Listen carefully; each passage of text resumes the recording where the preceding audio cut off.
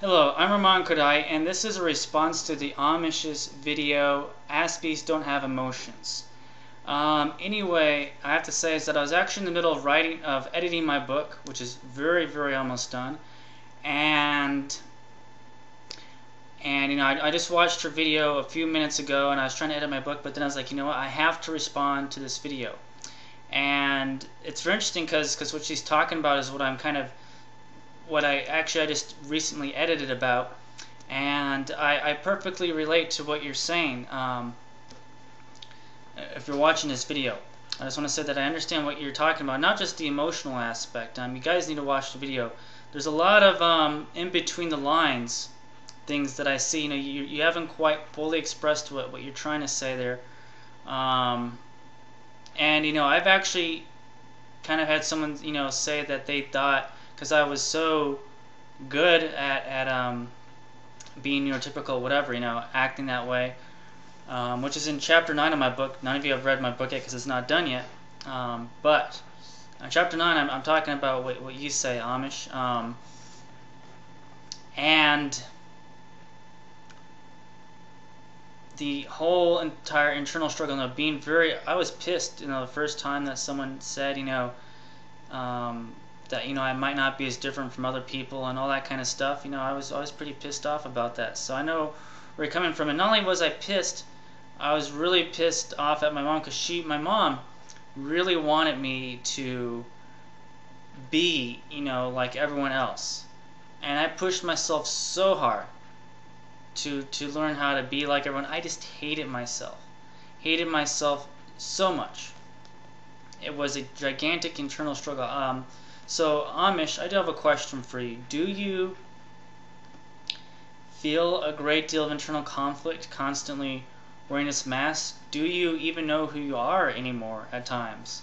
I mean, I know that you understand your Asperger's thing, that you understand, and you understand parts of it, but there's a lot of area, I think, for you to explore and to learn about yourself. I really want to see you write a book. I think it would be very helpful for you, and it would be very helpful for everyone else as well, because I can tell that there's a lot of emotional things, things that you probably are afraid to talk about.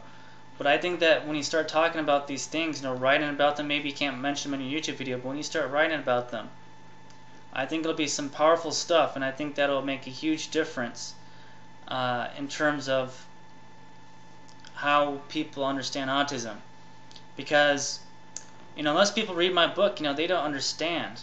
There are things that I can't really fully explain in my YouTube videos that I have to write about, because it's not something that you can conceptually put down, like 1 + 1 = 2. It's more, you have to read between the lines to get to a certain understanding of what it truly is like to understand autism.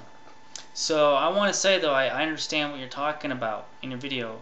I definitely do. I understand the internal struggle and all of that. And like I even mentioned in my video, Insights from Autistic Emotions, that we definitely have emotions, without a doubt. Sometimes we don't express our emotions, and idiots don't think we have emotions. I really hate the book. Now, this book is like on almost every top 10 list for like the top 10 books of the last decade, 2000 to 2009. And I forget the exact title of the book. It's like something, Nighttime, the Dog, whatever. That book about, yeah, that book. If someone knows the title, just put it down there. I can't remember the exact title because it's a long title.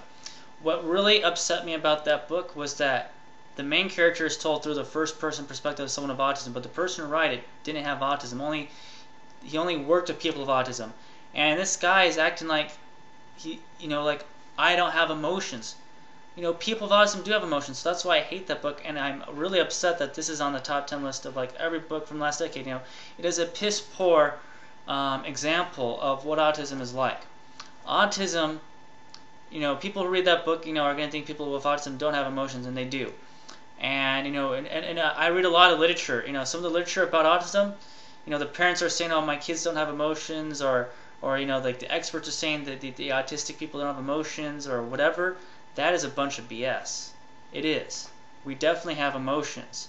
And sometimes we don't express them. We don't know how to express them. We express them differently. Sometimes we laugh when everyone else is sad. Sometimes, you know, we just bottle up and then we explode into a fit of rage. But we definitely have emotions, and it is very possible for someone with Asperger's syndrome or high function autism or whatever to learn how to act like everyone else to an extent. I mean, you know, sometimes it doesn't fully work out, but people don't always notice the follies. But you know, I'm starting to understand facial expressions very well. Body language is a completely different thing to me. You know, I still work on that. Anyway, the Amish, I thank you for making this video because I think this is your best video so far. And so yeah, I want to thank you, and I wish all of my viewers the most awesome day of awesomeness. And you know, feel free to share this video with other people or share my other videos and comment, and take care. Thank you.